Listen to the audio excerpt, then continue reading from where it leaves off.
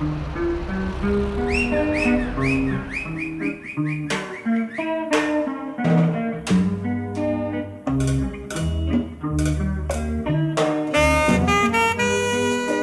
started thinking, I said, what can actually tie everything he's trying to do together? And then I thought about trees and trance.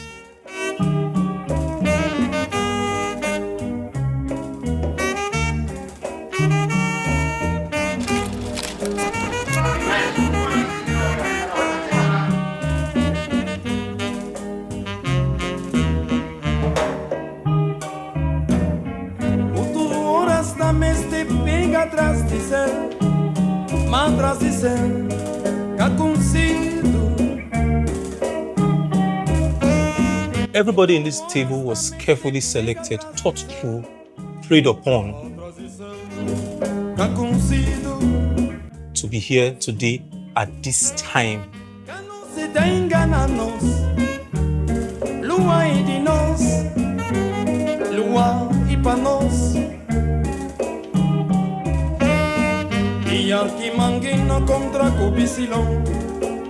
I am not illegal, illicit, nor local gin.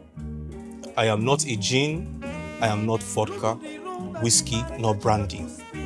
I'm not inferior, counterfeit, nor unnatural. I am not theirs.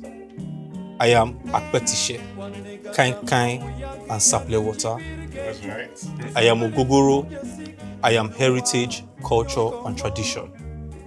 I am authentic, organic, and the finest. I am yours.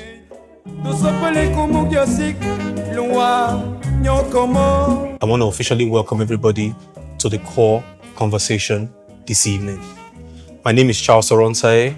I'm the housemaster of Africana House, and welcome to my dinner. The core is the first of a series, that would continue.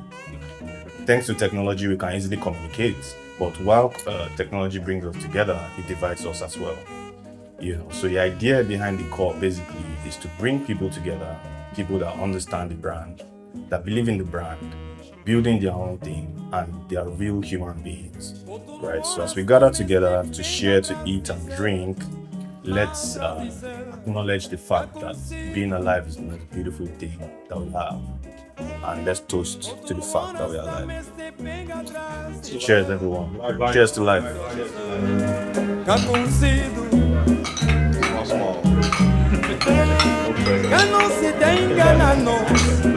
The foundation of everything is the most important thing in life.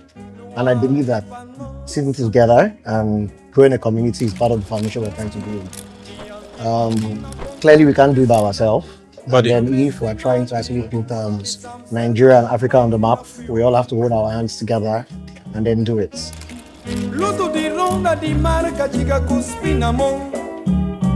Halftime is going to go extinct in a bit. I have a very wide range of customers across the continent, and I found out that over time, what makes up 70% of their lives, their everyday, is what's defined from people like the luxury brands. For the purpose of this conversation, the Andersons, the Didis, and they now found out that over time, the Gen Z power has moved beyond the surface of the internet to become a culture and a lifestyle. Why? Because people are now not shopping brands anymore.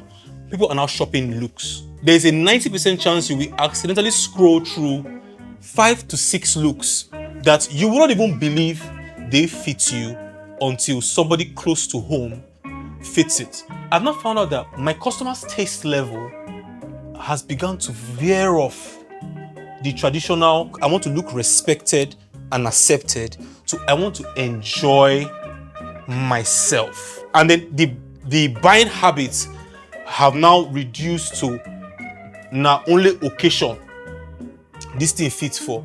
In 2026, we did a turnover of almost 2 billion.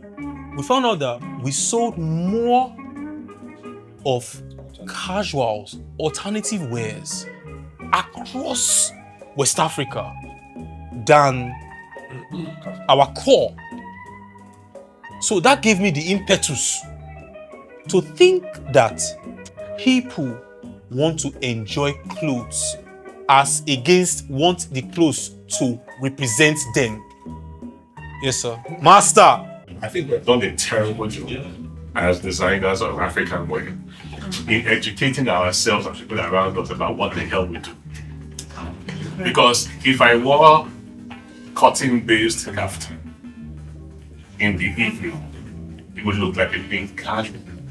If I wear cashmere-based kaftan in the evening, it looks like a disproper, right? Yeah. But before you started wearing cashmere or suiting fabric for kaftan, what were you doing before? You were wearing guinea brocade and guinea brocade and lace, which is for occasion, and Ankara, And Adrele, right? Then you moved to linen, then moved to cashmere. The person that was solely responsible for that move, that over, he started making kaftans with suiting fabric. That information is lost in the store. And that credit should be given to that guy. We should bow at his feet. Because that did not exist before at all. Right? Now that's education. Now, how will a foreigner and a European man see kaftan and understand what he's supposed to do with it? We're not told them. We haven't done that. So our own things that were very short-sighted, we deal with us and us alone, but we want it to export.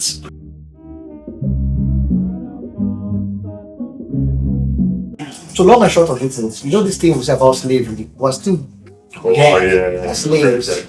Because if we keep throwing everything that we have, taking what we have is what is make us cool. I think the concern should be how do we keep these things? Yeah. How do we preserve it? There's nothing wrong with tweaking it, but it has to remain good. Otherwise, like you said, like Jeremy saying, if we don't pay attention to it in a couple of years, It's gone. We go to church now wedding, we wear naked t-shirt.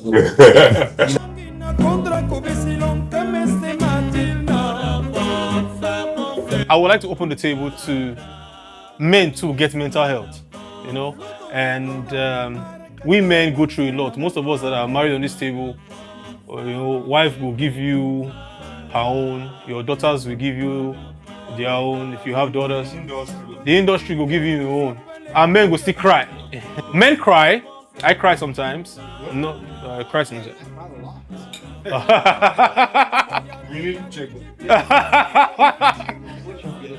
So I feel like there needs to be some balance about crying. Most times when we talk about mental health, we sort of assume that if you don't cry, you're broken somewhat. What crying is outlets. You're releasing something. Some people cry and they tell you immediately, I feel lighter. The problem is, crying is not the only form of letting it go. There are different ways you can let things go. Some people get into a fast car and drive. Some people, loud music. Some people, loud music. Some people get into the gym and that's me. I carry the heaviest weight I can find. That is my way of letting something out. Immediately that finishes, I'm lighter. I feel like I've let go of steam. But when we say cry, it's not everybody that has that capacity to cry. But what is wrong is when we now push the outlets and use it to harm or hurt other people. When something is heavy inside, and trust me, when you cry, you feel like you've released like a lot. But like I said, there's a type of cry though, not the kind of maybe when I was young, the heartbreak cry. The heartbreak cry when I was young, but now maybe sometimes you just look around you and look at your achievement and whatever. Sometimes it could be another way of praying. Yeah. It's like communicating with God and you're crying, saying, man, I don't know. I look at what is happening in the country. I look at where I am. Look at how my life is. It's like I don't thank you enough for this kind of cry. For me, the best part, the one I love more is when something is heavy. If I, like I said, go to the gym, go to jog, whatever you want to do. But see that one, when something is too much, sometimes cry is another way of just get yourself letting it go. I just want to say that, as men, it's okay to be vulnerable, because a lot of times we run away from vulnerability. And if you ever feel the urge, if that's not your way of blowing up steam, and it's okay to be vulnerable, but yes, don't just be vulnerable to anybody. Some people call it toxic masculinity and all of that, but it's okay. You are carrying on a lot. You are loved conditionally. As a man, you understand? And Stay forest. so women have their own. Being a woman is not easy, but then for men, we have our own struggles. If I don't get up from my house to go and hustle, no level, nothing for me, I'll die. No level. We have to go out there. We have to provide. You have to be strong for yourself, be strong for your family, because of things society places on you. Even from the time of Abraham, when he was asked to kill his only son, if he had killed Isaac, Sarah would kill him. If he didn't kill Isaac, God will kill him. That has always been, a man has always been in the middle of the storm. If you ever feel the need to let out steam, let it out in a positive way. It makes you better, cry, and it's okay to be vulnerable. When people talk about mental health and men get involved, sometimes I feel really bad that most men are not able to be vulnerable. I have a lot of male friends. I've had a lot of conversations with them, and I realize that some of them are really going through the hardest phases of their lives, and somehow they've not even been able to talk about it. And when they try to talk about it, it's like they try to prevent themselves from breaking down. I didn't really used to understand that, because I'm a really big crybaby. I used to think I was a really big crybaby until this year. I couldn't cry for a very long time. Even when I'm sad, even when I get hurt, I couldn't cry. It seemed like a mental thing. So that made me feel like you can actually stop yourself from crying. And I realized later on that the reason why I couldn't cry was because I felt like some of the things that were happening to me that I felt were so bad were my fault. Being vulnerable means being able to share, to even accept that some things have happened to you, because even when you don't talk about your issues, they somehow show forth the way you treat people, your attitude, the way you grow up. So is it something that started from childhood, or now you're an adult, or has it always been that way? Because it's a problem if men are not being able to be vulnerable. Like, you have to be vulnerable somehow. For me as a guy, I cry a lot, and for so many different things makes me cry. I can be watching a movie, how they're treating a girl, they're treating a child. I can feel it, and then I'll cry. I'm having a difficult day at work. Maybe my clients are stressing me out. If I don't cry that cry and I face that person, the person don't die. So I would rather talk to a friend about it, break down, and the minute I break down and I cry it out, I'm done. So my friends that will know me will say, if I not cry for you, it's over. Because the minute I cry, it means that whatever was on my shoulder, I've actually closed it. So I think what we should try and change now is the relationship we have as men. So that thing of creating a relationship, we have to create a relationship. When people say they don't have friends they can confide in, it's because you haven't created an environment for people to confide in you. So I'm always been in that school of thought to say, if you want gifts, give gifts. So if you want people to be there for you, be there for other people. So I've had so many friends. I think I had a friend was turning 45 and I got him a cake and the guy was crying. When we say childhood trauma, I understand that it takes a while for people to actually let go of certain things, but we are getting aware now. Social media is there, we're seeing things, and for me, I review my life experiences and I compare to other people. So every time I think I'm going through a phase and I look at the world at large, like, oh my God, at least I try. So I always give myself that pat on my back to say, oh, I'm not as bad as you think. So the idea behind men pulling back is just how we created the society in our heads, and is affecting all of us. This men and women conversation is like something that there's a lot we need to unlearn, and there's a lot like we need to learn. And starting from crying as a whole, I don't think there's anything wrong with crying. I feel like because we look at it as a weakness, it's like, oh, me, I know they cry. Me, I've never cried before. I've only cried once. I've only cried twice. Like, it's really not something to brag about. You know what I mean? Like, there's nothing wrong with it. If you need to cry, cry. So that's one of the things we need to unlearn. Secondly, I feel like, speaking about mental health now and men's mental health, a lot of the things that pressure men are some of the things that we need to unlearn. Like, he said something at the beginning when he said, if you're married, woman for house go give you stress, your daughters go give you stress, you go out stress, you know what I mean? And what is really that stress? Pretty much, let me say something like the value that men bring is kind of tied to money, and all people expect from men is what they can provide, which is money at the end of the day. And somehow what you said it's like the pressure women put on you to like bring money or give them money. And that's something we really need to unlearn, because everybody is bringing something to the table. If women were so bad, why do you marry them?